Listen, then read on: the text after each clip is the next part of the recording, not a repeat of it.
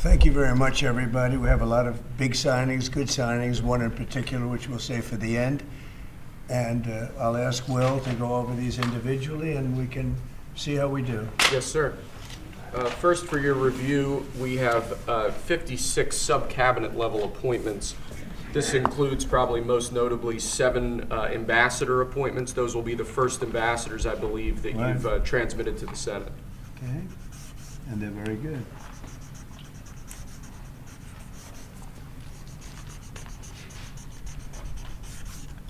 Okay. Thank you, sir.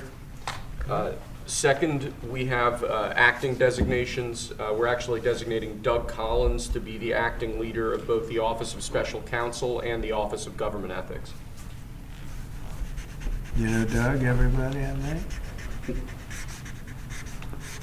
He was in charge of the fake impeachment hearings, remember? That I won very conclusively. Fake charges by the radical left Democrats. Okay. Next, sir, the Federal Executive Institute is a program that was set up during the Johnson administration to train senior-level government bureaucrats. As you've identified repeatedly in the last few years, the senior levels of our federal government are not adequately serving as stewards of taxpayer dollars, so we're recommending zeroing out that program effectively. We're actually getting rid of a few programs that are just a waste. Just really a waste. Thank you, sir. Next, we have an executive order relating to the Foreign Corrupt Practices Act. As you've repeatedly identified, the way that this act has been enforced over the years has been devastating to American business opportunities and business competitiveness abroad. We are essentially ordering the Department of Justice to use its prosecutorial discretion in a way to ameliorate the negative effects of the Foreign Corrupt Practices Act, to allow Americans to do business abroad, and to allow our foreign partners to do business with Americans without fearing unjust prosecution. And for those of you that know this, it turned out to be, it sounds good on paper, but in practicality it's a disaster.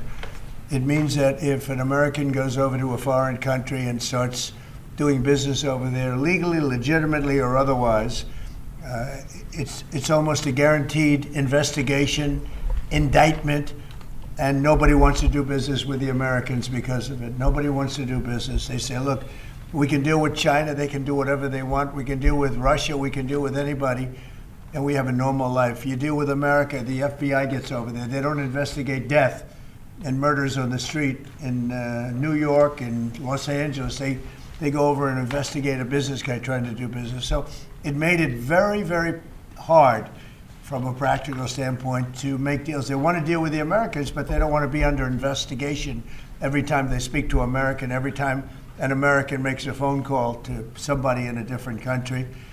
It's a disaster for this country. And I guess it was a Jimmy Carter concept, and it sounds so good, but it's so bad. It hurts the country. And many, many deals are unable to be made because of it. Nobody wants to do business because they don't want to feel like every time they pick up a phone, they're going to jail. So we'll sign this, and it takes courage to sign it because you only get bad publicity when you sign it. It sounds so nice, the title is so lovely, but it's an absolutely horror show for America. So we're signing it because that's what we have to do to make it good.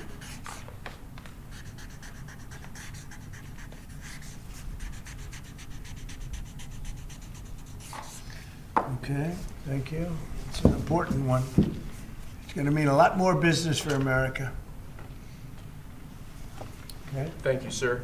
Next, this is an executive order relating to the use of paper straws. As you've consistently identified, nobody really likes paper straws. Number one trending. Can you believe it? A paper straw was number one trending for 3 days or something. The environmental impact of plastic straws versus paper straws is entirely unclear. This has cost both the government and private industry an absolute ton of money and left consumers all over the country wildly dissatisfied with their straws. So we're asking aspects of the federal government, federal departments and agencies to look at their existing procurement processes, and we're asking your Domestic Policy Council to look holistically at this issue to address it, and it really is something that affects ordinary Americans in their everyday lives. We're going back to plastic straws. These things don't work. I've had them many times, and on occasion they break, they explode.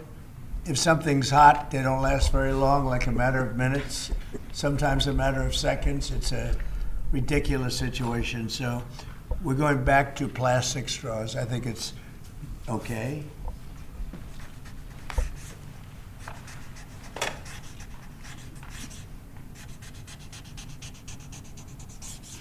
And I don't think that plastic's going to affect a shark very much as they're munching their way through the ocean.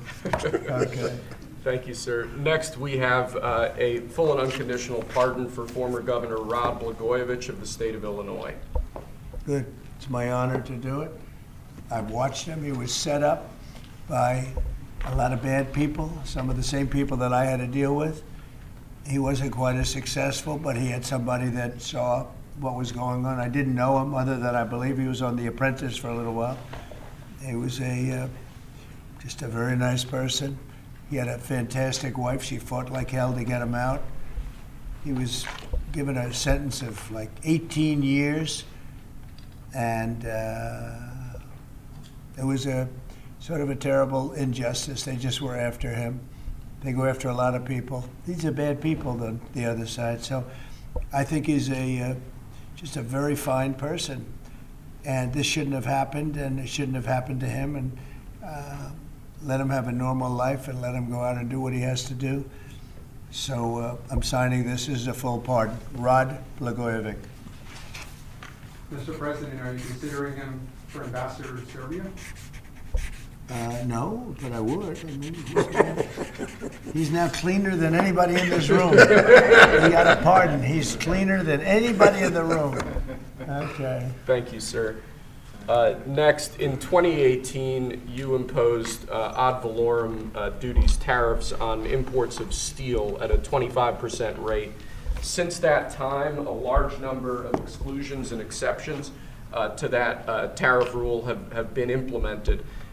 Because of the damage to the United States steel industry that those exceptions and exclusions have imposed, we're now, this order would reimpose that 25% ad valorem tariff rate on imports of steel, and it's presented for your signature now. Okay. Do you understand what that means? It's a big deal. It's a big deal. This is the beginning of making America rich again.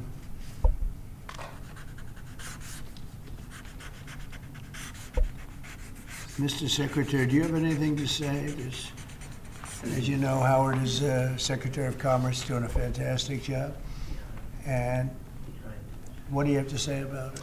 So when you imposed the tariffs the first time, Right. You added 120,000 jobs. And since that time, it's been picked away and nicked away and excluded away, and we've lost 107,000 jobs. And remember, these aren't just general jobs. These are steel workers in America, and now you're going to bring them back. You're going to bring those 120,000 jobs back to America. You are the president who's standing up for the American steel worker, and I am just tremendously impressed and delighted to stand next to you. Mr. President, steel workers. So let me just make a statement, and essentially this is another way of saying we're doing a 25% tariff on steel and aluminum. So the failed American trade policies have led our once incredible United States steel and aluminum industries, once incredible, not now, but they're not bad. I saved them because of my first term, totally saved them. If I didn't do what I did, I put massive tariffs, not the highest level, but pretty massive tariffs. We took in a lot of money and we took in a lot of jobs, but we were being pummeled by both friend and foe alike. Our nation requires steel and aluminum to be made in America, not in foreign lands. We need to create, in order to protect our country's future, a resurgence of U.S. manufacturing and production, the likes of which has not been seen for many decades. It's time for our great industries to come back to America. I want them back to America. This is the first of many, and you know what I mean by that. We're going to be doing others on other subjects, topics. Protecting our steel and aluminum industries is a must, and today I'm simplifying our tariffs on steel and aluminum so that everyone can understand exactly what it means. It's 25% without exceptions or exemptions, and that's all countries, no matter where it comes from, all countries. If made in the United States, however, United States of America, there is no tariff, zero. So if it's made in the United States, there is no tariff. All you have to do is make it in the United States. We don't need it from another country. As an example, Canada. If we make it in the United States, we don't need it to be made in Canada. We'll have the jobs. That's why Canada should be our 51st state. We'll bring back industries, and we'll bring back our jobs, and we'll make America industry great again. So essentially, we're putting on a 25% tariff without exception on all aluminum and all steel. And it's going to mean a lot of businesses are going to be opening in the United States. Now, we're going to be meeting over the next 4-week period, maybe on a weekly basis, and maybe we'll do a couple of them at different times and maybe together. But we'll be talking about other subjects like cars. We'll be talking about drugs and pharmaceuticals. We'll be discussing chips, and we're going to be doing some other things in addition to that, all which will bring in a lot of jobs into our country. Cars is going to be a very big one and a very important one, and America is going to be stronger than it ever was before. Okay? So are you finished with everything, I think? We have aluminum still to sign Okay, here, let's sir. go. So with respect to aluminum, similarly to steel, since 2018, a large number of exceptions and exemptions have been added into the law. This eliminates all of those and also increases the ad valorem tariff rate from 10 to 25%.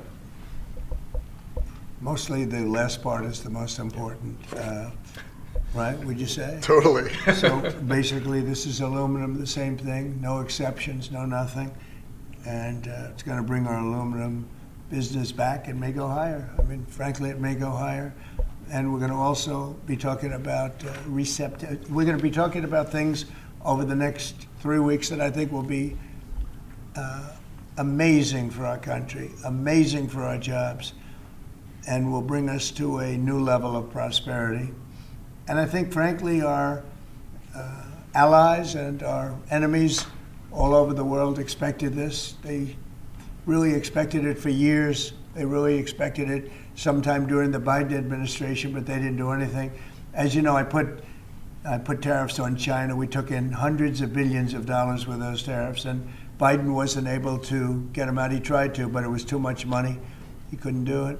And we're going to be doing a very concise and, very, it's going to be good. And I don't think if done properly, and we're going to try and do that, we don't want it to hurt other countries, but they've been taking advantage of us for years and years and years. And they've charged us tariffs. Most of them have charged us, almost everyone, I would say almost without exception. Definitely. They've charged us and we haven't charged them. And it's time to be reciprocal. So you'll be hearing that word a lot, reciprocal. If they charge us, we charge them. If they're at 25, we're at 25. If they're at 10, we're at 10. And if they're much higher than 25, that's what we are too. So that's having to do with everything. That's not just steel and aluminum. But we'll be discussing that over the next couple of weeks. But we will be looking at chips, and we will be looking at cars, and we're going to be looking at pharmaceuticals, and there'll be a couple of other things also in addition. Mr. President, U.S. steelworkers have said that they support this move. But what would you say to American consumers who are worried that prices That might they go do up? support this move? U.S. steelmakers. I love the steel makers. That's But- good. but what do you say Of course to they, American because they consumers? want to save their businesses. U.S. Steel will now be a very valuable company.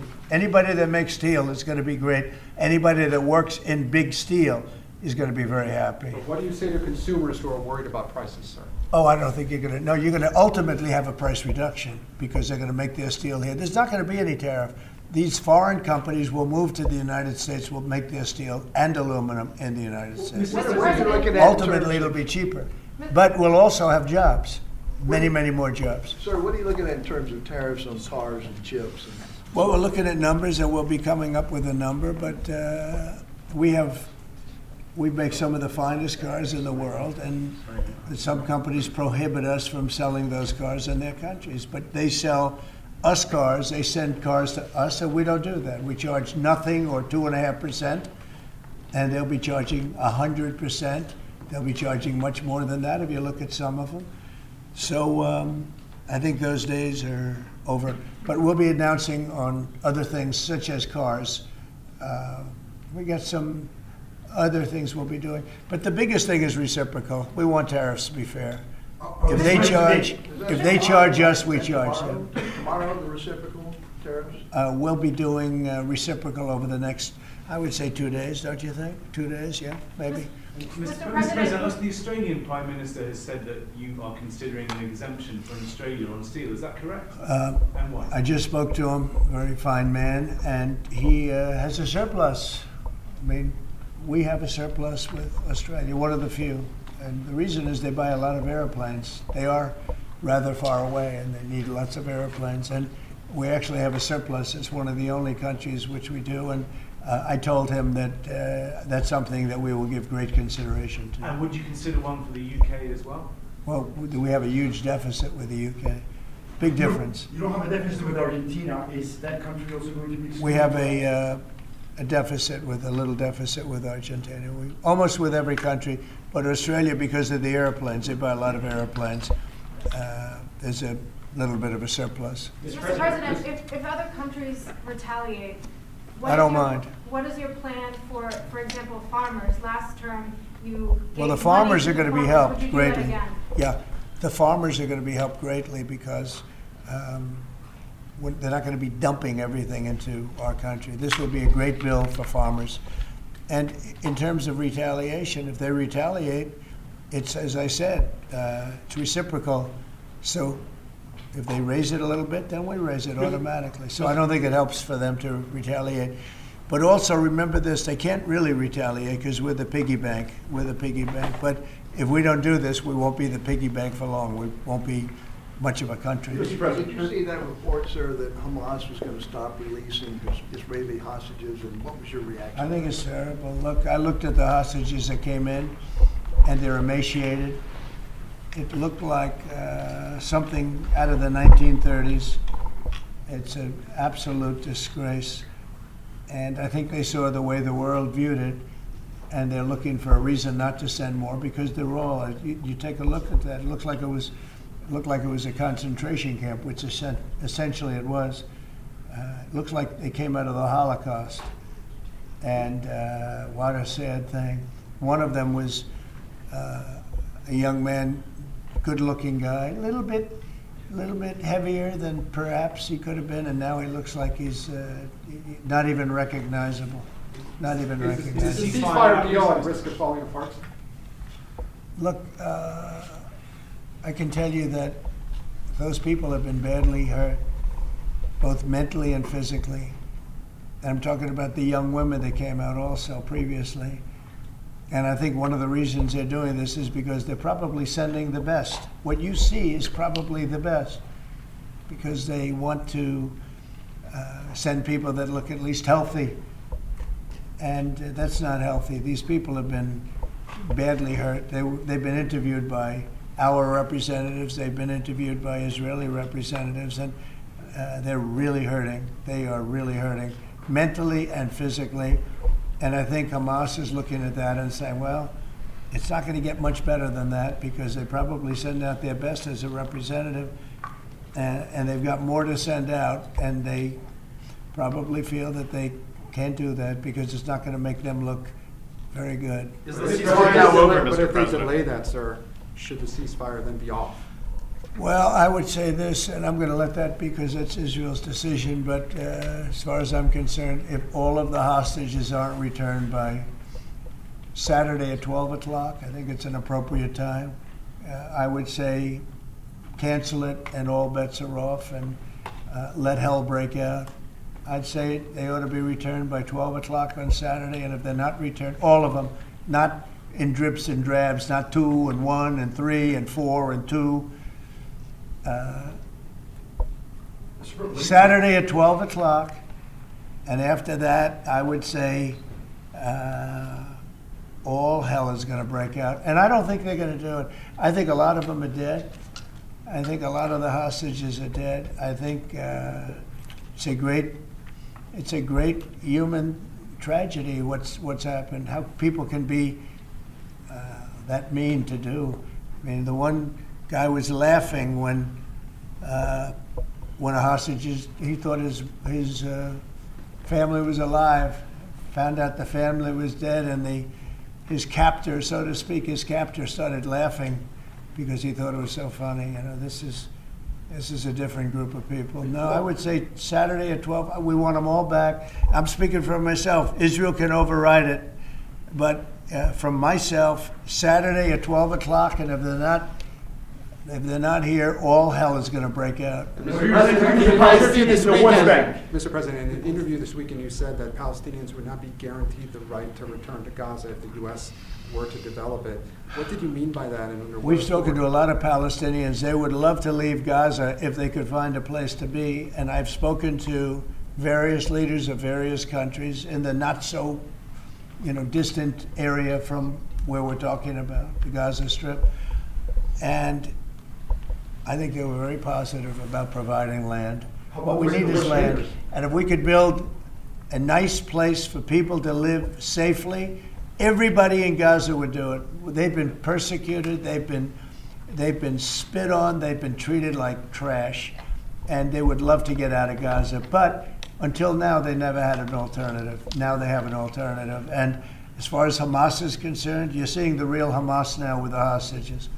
So what if they don't leave? On Gaza, you have the... Who are you, from where? The Wall Street Journal, sir. Yeah, that's what I The Jordanian leader is coming in to see you. Yeah. Folks in Jordan have expressed Tomorrow. opposition to taking in more Gazans, more Palestinians. How are you going to convince him to do otherwise? I think he'll take. I do think he'll take, and I think other countries will take also. They have good hearts. I think they'll take. But what about the Palestinians who just won't leave? Our team has spoken to many in Gaza. They're all going to leave when they have a place that's a better alternative. When they have a nice place that's safe, they're all going to leave. It's a hellhole right now. But how are you so sure? Would the U.S. force them to leave? You're going to see that they're all going to want to leave.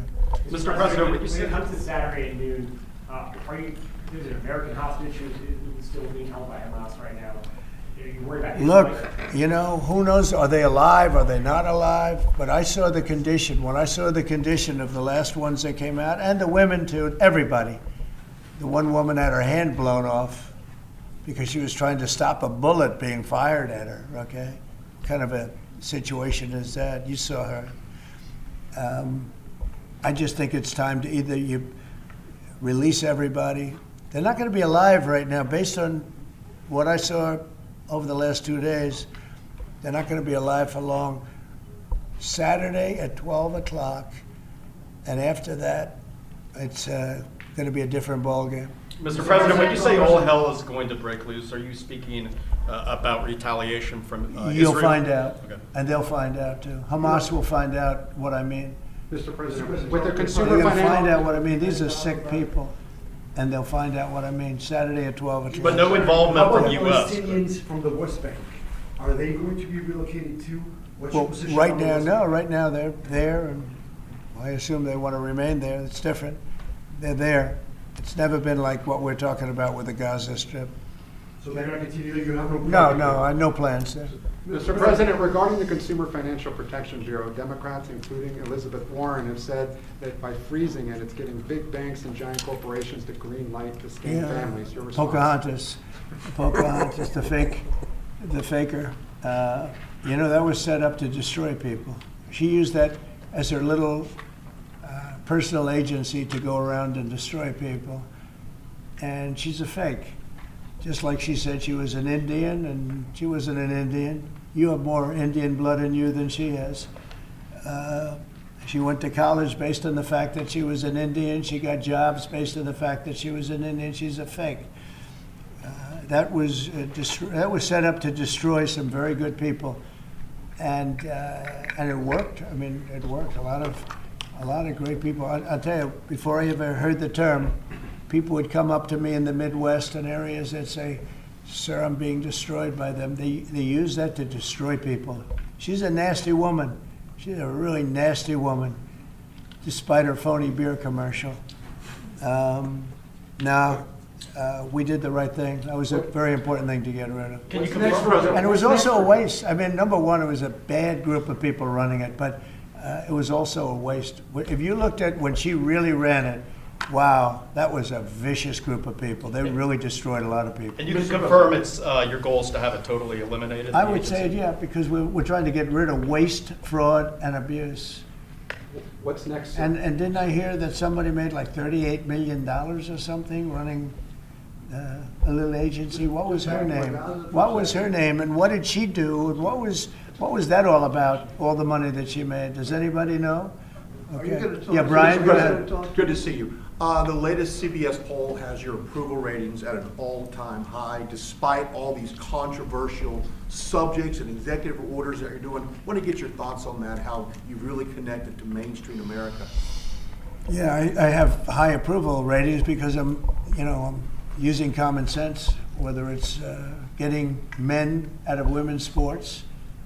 I mean, have you seen what goes on with the boxers and with the weightlifters and with the swimmers and everything? It's so ridiculous. And I think it's a 90% issue. And, the amazing thing, the Democrats are still fighting for it. It's crazy. It's crazy. I think we should go to Congress also, have that cemented and, make it indelible. But it's, to me, it's all common sense. Who wants an open border where prisons are dumped into our country, where prisoners are led into our country, many of whom are murderers, many of whom murdered far more than one person, and they're now roaming our country? Who wants that? I mean, it's terrible. Steve, I'd like you to say a couple of words about it. Yes, well, as you know, Mr. President, since you issued your day one executive orders, border crossings are down approximately 95%. You talk to agents on the line, in their entire careers, they've never seen crossing days as low as what they're experiencing right now. The cartels, in fact, are enormously frustrated because they've never seen a clampdown like this before in American history. There are people who were working at Border Patrol back when it was at INS in the 80s and 90s. They've never seen a day like this. That's because you've mobilized the 10th Mounted Division, the Marines, the entire U.S. military. They're erecting physical miles of barrier, temporary and ultimately permanent, every single day. You have all of your border agents pushed to the front line. They're not doing the humanitarian processing, quote unquote, that Biden was doing. They're doing law enforcement and national security. They're interdicting weapons and drugs. They're interdicting violent, high-threat criminals. And the U.S. military is repatriating illegal immigrants at a pace and a skill that has never occurred before in American history. And those who are committing human trafficking and child trafficking are being prosecuted for felony offenses, and they'll be doing hard time in jail. There's never been a lockdown like what you have implemented through your orders and vision since you took the oath of office. What's your thoughts on DOGE? Wednesday at 10 a.m., they're having their first subcommittee, going to focus on the fraud in Medicare. Yeah, before I discuss that, I just want to add to what Steve said. And we want people to come into our country, but we want them to come in legally. They have to go through a process. And we have to know that they haven't killed 9 people, or they haven't killed, like in one case, five people. And they're out on the loose, and we're all looking for that particular individual. This was all led in by Biden and the group of stupid people, bad people and stupid people. Some are bad, some are stupid, some are both. But I'll tell you what they've done to this country. But we're cleaning it up, and hard to believe I can say it. It'll be better than ever before. But we have a lot of bad people we have to get at. We're searching out for a lot of them. I think Tom Holman and Christie are doing an unbelievable job. Christie Noam. They're doing an unbelievable job. They're taking out massive numbers of people. And you notice every country is accepting those people back. Remember, everyone said, oh, they'll never accept them. They're all taking them back. They have to. They're all taking them back. Every single country is taking them back. I don't know if they want them or not. I don't imagine they do, but they're taking them back. Okay. Are you concerned about ICE? Mr. President, back on Gaza, you talked with Fox News about the billions of dollars we pay for Jordan and Egypt every year. Would you withhold aid to these countries if they don't agree to take in the Palestinians? Yeah, maybe. Sure. Why not? You Is mean that if part they of the don't deal that agree? you mentioned? If they don't agree, I would conceivably withhold aid. Yeah. Are you going to talk to Prime Minister Netanyahu about the Saturday deadline? Sure. I mean, it's just my deadline, but Yes, sir. they may change it. But I think it's, I've seen too many people come out. They look like Holocaust victims from many years ago.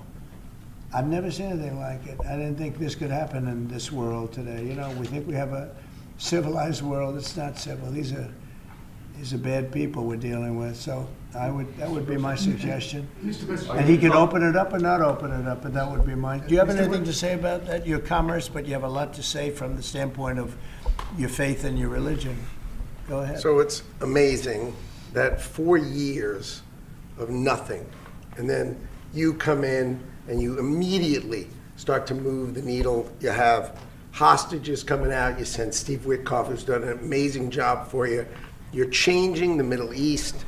You're supporting your ally Israel, and I, for one, can't be more impressed with the outcomes that you have driven. And choosing this Saturday to save people's lives or just be done with it seems like just the right choice. But I think it's time to come up with a date. It's Totally. What are we going to do? Keep every week 2 people, 3 people? No, I don't think you can do that anymore. So These Mr. are very seriously endangered people. These are endangered people. I don't think they're going to last very long. And Mr. President, were you You know, the people that came out yesterday, they wouldn't last very long. Were you ruling out any U.S. involvement in whatever happens after this deadline? We'll see what happens. We'll just see what Will happens. you talk with Zelensky this week, sir? Yeah, probably. And by telephone, what's your message? He wants to make a deal. Let's see. We're dealing with him, and I think they both want to make a deal, but we'll have to see. It's got to be done. What is Zelensky going Would to have never happened if I were president. This would never have happened. Millions of people are dead. What will Zelensky have to give up, if anything? We'll talk about that later. because- Your reaction to a judge today continuing a pause on the buyout program for federal workers? Well, I don't know how you can lose a case like that. We're talking about people, you know, everybody. I got elected on making government better, more efficient, and smaller. And that's what we're doing. And I think it was a very generous buyout, actually. Also, if people don't show up to work, we have a right to fire them. And they have an option. They can show up to work or not. If they don't want to show up to work, they'll let them work. Because then the next step is, have you worked before? Have you worked during this time that you're supposed to be working? You'll find many of those people, in my opinion, have had other jobs. Even though they're collecting money from the federal government, many have had, in my opinion, other jobs. If the And buyouts if they did, that's a big problem. If the buyouts are blocked in court, will you instead pursue layoffs in federal departments? I don't know how they can do. This is free will. This is a buyout where people, you know, they were offered a good deal. Many people have taken that, as you know. Yeah. But, you know, many of those people, and we talk about reporting to work, right? I happen to be a believer that you have to go to work. I don't think you can work from a home. I don't know. It's like there's a whole big, you can work from home. Nobody's going to work from home. They're going to be going out, they're going to play tennis, they're going to play golf, they're going to do a lot of things. They're not working. It's a rare person that's going to work. You might work 10% of the time, maybe 20%. I don't think you're going to work a lot more than that. And I think they have an obligation to work. And they have an obligation not to have a second job when they're supposed to be working for the federal government. You're going to find that a lot of these people have second jobs instead of working for, they'll be collecting a federal government check and they'll be working 2 jobs. And that's big trouble for them. Are you planning to bypass Congress? You've said a lot about South Africa in the last 2 weeks. Yeah. It's hosting the G20 summit this year. Are you planning to attend this, or are you skipping it and telling your cabinet to not? Well, we'll see what happens, but the South African situation is very, very dangerous and very bad for a lot of people. There's tremendously bad things going on, including the confiscation of property, and worse, much worse than that. You know what I'm talking about. And we're not making any payment until we find out what's going on in South Africa. Yes, What's next for Doge? General Kellogg going to Ukraine this week, sir, soon? Yeah, he is. Keith Kellogg. General Kellogg is an excellent guy, and he's spending time doing various things. We have numerous people working on numerous different problems. You know, when I left office, wasn't long ago, a little more than 4 years ago, we had no wars, we didn't have problems. Now we got the whole world is blowing up, but we'll put out the And fires. you've been talking to Vladimir Putin. Are you trying to set up a meeting with him? Well, I can't tell you what I'm talking about, but we are talking as a group also. I think he'd like to make a deal, but it takes two to tango. And so, I mean, you can't give us any more clarity on whether you personally have spoken to. I don't want to talk about it, no. I don't want to talk about it. It's not going to help you to know, but we would like to get a deal done if possible, only because, in my case, save lives. You know, we're much further away. Remember, we have an ocean separating. They don't.